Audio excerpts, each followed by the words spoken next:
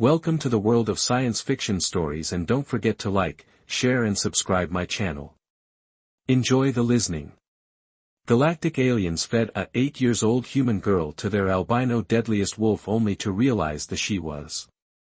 The arena loomed high above the blood-stained sands, a coliseum of jagged black stone that pulsed with the energy of 1,000 past executions. The air was thick with the scent of alien metals, torches burning with a strange blue flame, illuminating the monstrous crowd gathered for the event. Thians, towering reptilian overlords of this cruel sector, stood shoulder to shoulder, their scaled faces twisted in anticipation. Among them were nobles from various star systems, warriors, and warlords, all gathered to witness the spectacle, the sacrifice of a human child to the deadliest creature in the galaxy. The Thians did not waste their cruelty on the weak. No, their executions were more than mere displays of power, they were tests of supremacy, of dominance over the lesser species that dared to exist beneath them. And today, standing at the center of their grand display, was an 8-year-old girl, Alara, a small, fragile-looking human. She stood alone, her bare feet pressing into the cold sand, the tattered remnants of her once white dress clinging to her dirt-smudged skin. She didn't cry, she didn't beg, she only stared up at the thousands of alien eyes watching her unblinkingly, her emerald gaze gleaming beneath the artificial lights. The High Warden of the Thian court, a behemoth of a creature with obsidian black scales and armor crafted from the bones of past kills, raised a clawed hand for silence. The murmurs died instantly, and the energy of the crowd shifted from restless excitement to cold expectation. Behold, his guttural voice boomed, echoing through the arena. The last of the human whelps, a species so frail, so pathetic, that they perish under the weight of the very stars we command. But let it not be said that the Thians lack generosity. His lipless mouth curled into something close to a grin. For we grant this creature a chance, a single chance to prove its worth. A deep, rumbling vibration resonated beneath the ground. The massive steel doors at the far end of the arena began to grow open. Chains ground, rattling against the ancient mechanisms holding them in place. From the abyss beyond the gates, a monster emerged. The crowd erupted into cheers and roars, voices a mixture of admiration and terror, as the beast stepped into the light. Sylph, the albino nightmare, was massive, larger than any earth wolf. Its sleek white fur rippled over muscle like liquid silver, red, bioluminescent veins pulsed beneath its translucent skin, and its glowing crimson eyes locked onto Alara with a predator's focus. Its breath came in slow, deliberate huffs, each exhale misting against the chilled air. It was the galaxy's most feared executioner. Alara was its prey, and the gates slammed shut behind them. The ground beneath Alara's feet trembled as Sylph moved. Not rushed, not reckless, but purposeful and calculated. Every muscle in its enormous frame coiled with restrained power, its claws clicking against the stone floor as it prowled forward. The crowd watched in hungry silence, savoring the way the little girl stood frozen, waiting, accepting her doom, except she wasn't afraid. Alara tilted her head, her gaze sweeping over the albino wolf with something far from terror. She was studying it, watching the way its shoulders tensed, the way its nostrils flared, the way its movements betrayed not just hunger but curiosity. The moment stretched, then with a low growl, Sylph lunged. The crowd roared in delight as the beast closed the distance in a single bound, its fangs bared and claws extended, ready to tear through delicate flesh.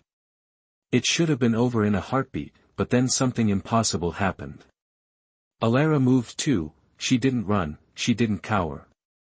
She dodged, a sharp twist, a perfectly timed shift of weight, and Sylpha's jaws snapped shut on nothing but air. The impact of its landing sent dust flying, its claws skidding against the sand as it spun around, bewildered. The arena fell silent. Alara stood a few feet away, utterly untouched. She wiped a smudge of dirt from her cheek with the back of her hand and smiled.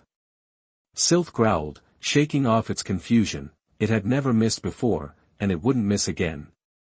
With a snarl, it attacked once more, its movements faster than before, sharper, deadlier, but Alara was already moving, slipping through the gaps of its strikes with unnatural ease.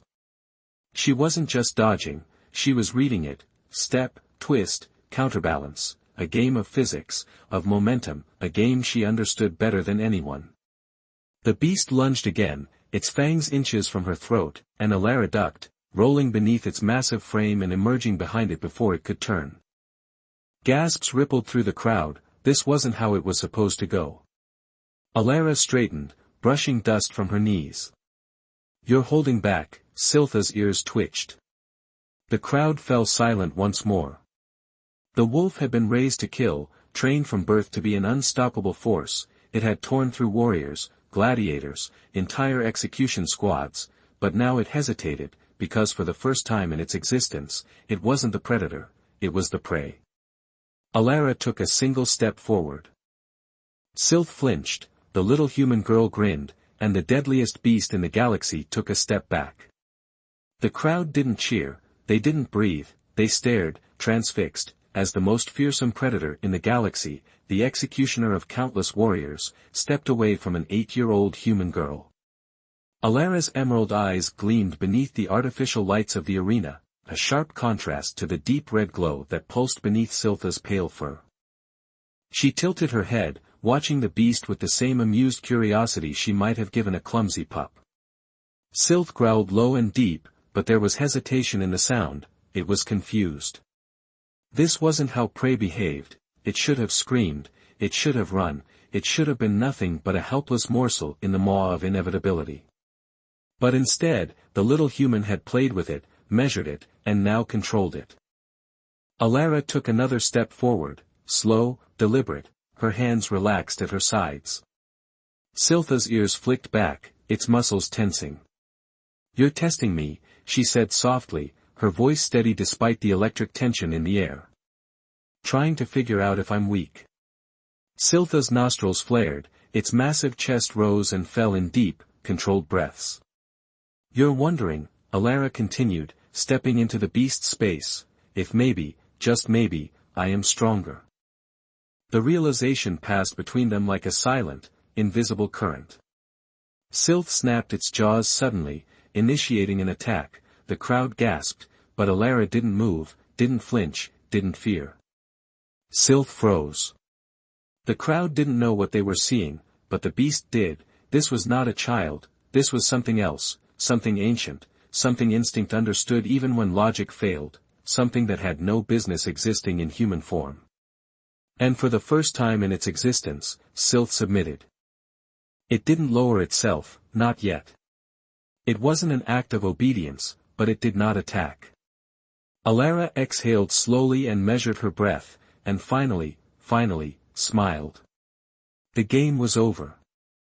The silence in the Colosseum shattered, cries of disbelief rang from the Thaian nobles, their guttural roars filling the air. Across the stands, warriors and dignitaries from a dozen alien species surged to their feet, their voices overlapping in chaos. Some called for Alara's immediate execution, others demanded to know what she was. But above them all, the High Warden stood motionless, his reptilian gaze fixed on the girl and the beast who now refused to kill her. "This is not acceptable." With a single gesture, he summoned the guards. The massive gates groaned open again, and 5 armored Thaian enforcers stormed the arena, their heavy plasma rifles humming to life. Alara barely acknowledged them. She knelt, reaching out a hand and pressing her palm against Siltha's head. The wolf flinched, then stilled, a ripple of something ancient passed between them, unseen but felt. The beast exhaled sharply, and for the first time, the crowd realized that Silth wasn't standing against her, it was standing with her. A heartbeat later, the Thaian guards opened fire, blazing red plasma bolts screaming through the air, aiming for the human child who had humiliated them all.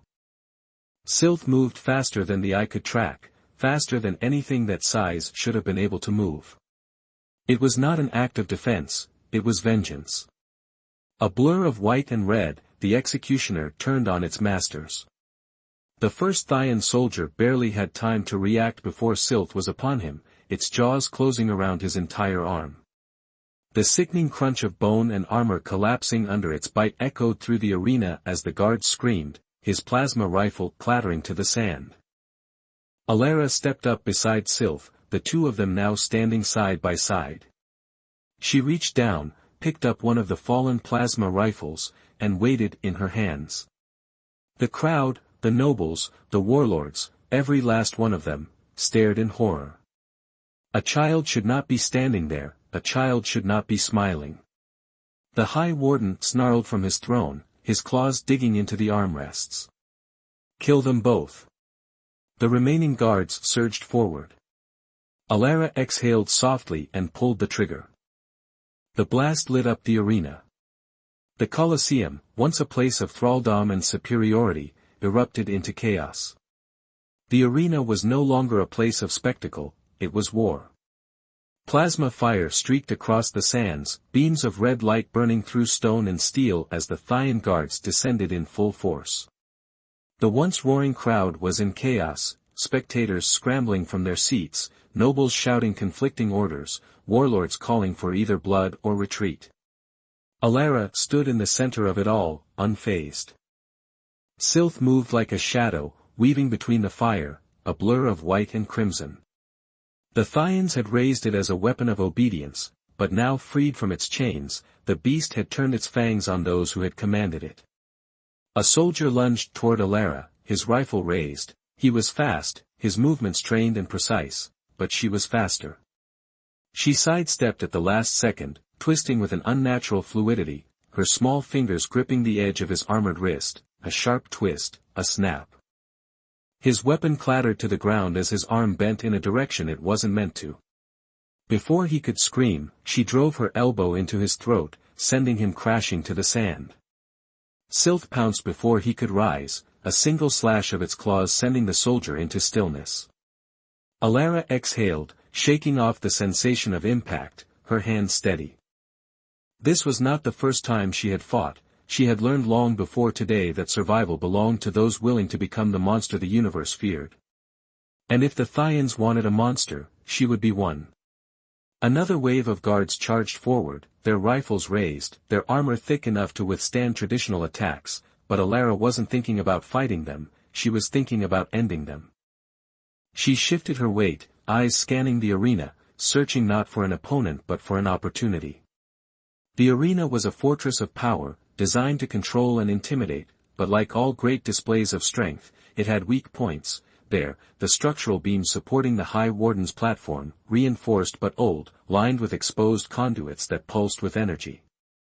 Alara moved, sprinting toward the nearest fallen rifle. She scooped it up, her hands locking around the unfamiliar grip, adjusting to its weight. Plasma weapons were tricky, but she learned fast. The guard saw her aim and laughed, a child with a weapon. A desperate move. Then she fired, not at them, but at the beams. The blast struck with precision, searing through the weakened supports. A crack split through the air, and then a groan of shifting metal. The entire structure began to collapse. The Thyan nobles barely had time to react as the High Warden's throne lurched forward, the heavy stone crumbling, the once grand seats of power turning into nothing more than debris. Alara smiled. Perfect. The High Warden roared in fury, his massive form struggling to rise from the wreckage. His thick scales protected him from the brunt of the fall, but his power, his status, his control had crumbled beneath the weight of his own arrogance. He pulled himself free, his obsidian-black armor cracked, his golden ceremonial robes now nothing but torn fabric trailing behind him. His reptilian eyes burned with hatred as they locked onto the child who had brought ruin upon his empire. You think this changes anything? His voice was thunderous, filled with the rage of a ruler whose kingdom was slipping through his claws. You think a little human whelp can challenge the dominion of the Thyan Empire? Alara didn't answer. She simply walked toward him. The arena had fallen into stunned silence, the dust settling around them, the fight momentarily forgotten. Sylph moved beside her, matching her step for step, its glowing red eyes locked onto the warden like a predator waiting for the moment to strike. The warden sneered, lifting his massive warblade from the rubble. I will rip the bones from your body, he snarled, and I will feed your beast your entrails. Alara finally spoke, you can try. She ran at him. The warden swung his blade, a strike meant to cleave her in two, but he was too slow. She dropped beneath the arc of the blade, slid through the sand, and popped up behind him before he could even turn. She struck with her small fists, hitting like iron, her hands aiming for joints, weaknesses, pressure points. He stumbled, the crowd gasped. The mighty High Warden, the one who had executed thousands, who had ruled over countless battlefields, was being brought to his knees by a child. Sylph saw the opening, the wolf leaped, crashing into the warden's back with the force of a collapsing star, its claws sinking deep, its fangs aiming for the throat. The warden screamed, clawing at the beast, but it was too late. One final bite, and the Thyan ruler fell, his lifeblood spilling onto the sands of his own Colosseum. Silence, a deep, unshakable silence, then slowly, one by one, the spectators rose from their seats, not in anger, not in rebellion, but in fear, because they all understood something they could never forget. The Thyan Empire had been built on power, on dominance, and today the most dominant creature in the arena had been a human. Alara stood over the warden's corpse, her small hands still clenched into fists of steel. She turned to the crowd, her voice ringing through the shattered arena, "You don't own me." Sylph let out a deep, guttural growl beside her, crimson veins pulsing. "You never did," she continued, and the galaxy, for the first time, understood exactly what they had created. The sands were soaked in blood, but the arena no longer roared, it watched. Alara stood atop the fallen body of the High Warden, her small frame casting an impossible shadow over the empire he had once ruled. The wind swept across the Colosseum, carrying the scent of death, of broken pride, of fear. Sylph, the executioner who had never tasted defeat, stood beside her, its breath slow and heavy, its eyes still burning like dying suns. For the first time in its long and brutal life, the great albino beast was not alone. Across the stands, the Thyan warlords, soldiers, and slavers remained frozen in place. Their empire had thrived on strength, and strength alone. The weak were crushed, the strong endured, but now a human child had just slain their leader. What were they supposed to do? A single Thyan warrior, clad in ceremonial battle armor, took a step forward, his scaled hand reaching for the hilt of his blade, a test, a challenge, a desperate attempt to reclaim order. Sylph growled, the warrior hesitated, his grip tightening, but then Alara turned her emerald eyes to him, and for the briefest second, the warrior saw something terrible, something ancient, something unnatural, in her gaze. He let go of his blade, then, in a slow, deliberate motion, he knelt. The arena shifted, another warrior followed, dropping to one knee, then another and another. Thyans did not worship gods, they worshipped power, and in that moment, they understood that the throne their warden had sat upon had never truly belonged to him. It had been waiting for something else, for her. The realization settled over Alara like a second skin, and for the first time in her life, she felt the weight of it. She had not just survived, she had not just won, she had become something more. "Leave this place." The warriors did not question her, they rose, stiffly, and obeyed. The empire was dead. Whatever came next belonged to her. Hours passed, maybe days, she wasn't sure. She sat at the edge of the Colosseum ruins, her legs dangling over the broken walls, staring out into the vast desert beyond. The twin moons hung low in the sky, casting pale, silver light over the fallen city. Sylph lay beside her, its massive form curled in the sand, breathing softly, its battle-worn body finally at rest. For the first time in a long time, no one was trying to kill her. She should have felt relieved, instead, she felt hollow. She clenched her fingers into the fabric of her torn dress, staring at the distant horizon. She had spent her entire life fighting, fighting to survive, fighting to escape, fighting to prove that she was more than what they had tried to make her, and now she was free, and she had no idea what to do with it. A voice cut through the silence. "You don't know what comes next." She didn't flinch, she had sensed him coming. Zoran, the silent observer from the stands, stood a few feet away, his black cloak billowing gently in the warm night wind. His violet eyes, unervingly sharp, studied her with the same unreadable expression he had worn the first time he saw her. "You're watching me like I'm an experiment," Alara muttered. Zoran didn't deny it. "You are an anomaly." Alara let out a dry laugh, shaking her head. "That's what they all say." Zoran took a step closer, his boots sinking into the sand. "The Thians were right about one thing," he said. "They thought they were feeding you to a monster." He paused. "But the monster was never you." Alara's fingers twitched slightly.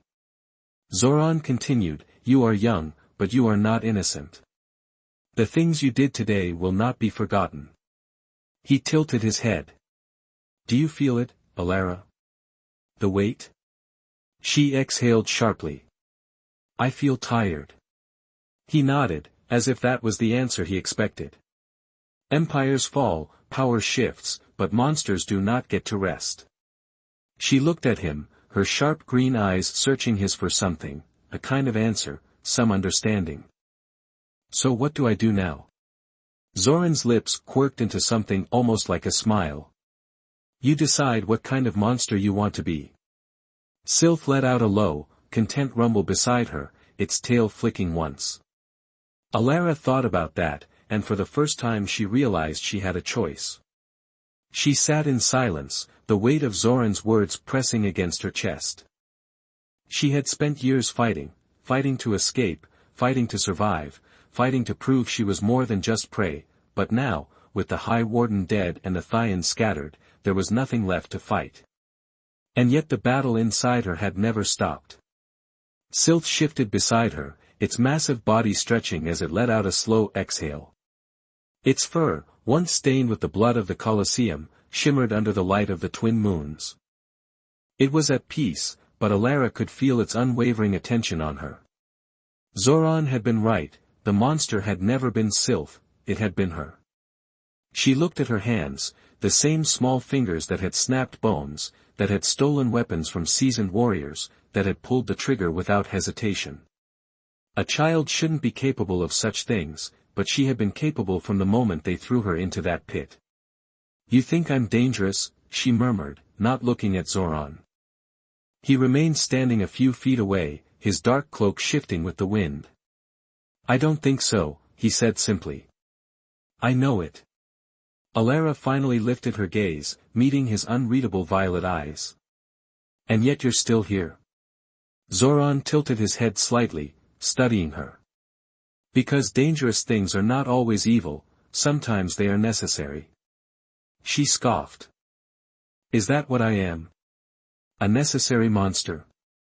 Zoran was quiet for a long moment, then softly he said, "The universe doesn't fear you yet, but it will." Something in her stomach twisted at his words, not in fear, not in anger, but in realization. The Thians had thrown her into the Colosseum to be an example, a warning to all that humans were weak, that they were nothing but prey in the grand order of the galaxy. But instead, she had become something else entirely. The warning had changed, the lesson had changed. Now it wasn't the Thians who controlled the fate of the lesser species, it was her.